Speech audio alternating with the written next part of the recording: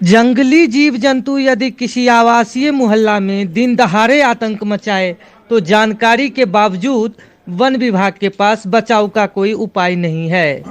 दूर दराज के इलाके की बात तो छोड़िए, शहर के लहरियासराय अवस्थित वन विभाग के प्रमंडलीय कार्यालय से महज 500 मीटर की दूरी पर पूरे दिन एक विशाल विषधर सांप के आतंक से परेशान मोहल्ला वासियों के लिए भी वन विभाग कोई उपाय नहीं कर सका। दरअसल मंगलवार की सुबह शहर के वार्ड 46 अवस्थित बाबू साहेब कॉलोनी निवासी सेना में कार्यरत नंद कुमार झा के आवासीय परिसर में एक करीब 6 फीट लंबा विषैला सांप दिखा। उनके द्वारा भगाने के क्रम में उनके पड़ोस में अवस्थित पत्रकार अभिषेक कुमार के आवास में घर के पानी निकासी वाले नाली में सांप घुस गया। कई प्रयासों के बाद सांप भाग नहीं रहा था। इसी दौरान अभिषेक कुमार ने वन विभाग के डीएफओ के नंबर पर कॉल करके सहायता मांगी।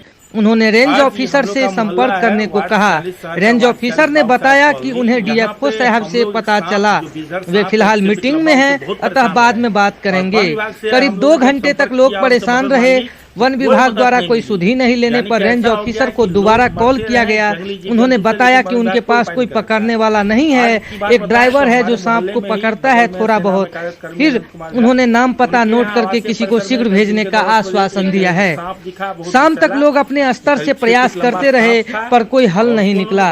इस दौरान वह सांप इन दोनों के अलावा बगल के रहने वाले अधिवक्ता श्याम झा एवं कृषि विभाग से सेवानिवृत्त कर्मी जनार्दन प्रसाद सिंह के आवासीय परिसर में घूमता रहा। हम लोगों ने वन विभाग अंततः सांप श्री सिंह के बंद पड़े कमरे में नाली के रास्ते घुस गया।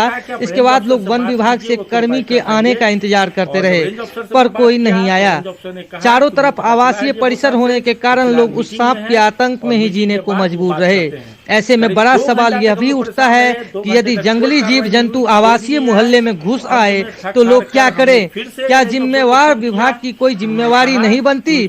ऐसे में लोग केवल भगवान भरोसे ही अपने जीवन की कुशलता की कामना करते रहें, इसके अलावा अन्य कोई उपाय नहीं रह जाता है। के बावजूद कोई नहीं आया और इस सांप कभी घर से निकल के उस घर में और बगल में है श्याम झा अधिवक्ता उनके यहाँ, फिर जनार्दन प्रसाद सिंह उनके बंद मकान में चला गया और सांप घूमते रहा। लोग डर के साए में हैं, बच्चे डरे हुए हैं, मवेशी को भी खतरा है और अभी तक वन विभाग के द्वारा कोई कार्रवाई नहीं की गई, कोई नहीं आई। इसका एक ही मतलब होता है कि अगर जंगली जीव जंतु कोई आते हैं और मोहल्ला आवासीय मोहल्ला शहर का मोहल्ला दूर दराज का क्या हाल होता होगा खुद समझ सकते हैं। जब वन का जो प्रमंडलीय वन विभाग का कार्यालय प्रमंडलीय पदाधिकारी जहाँ बैठते हैं वहां से 500 मीटर की दूरी है, यहाँ वो लोग कोई मदद नहीं कर पाते हैं। शहर में दूर दराज में क्या हाल होगा खुद समझ सकते हैं।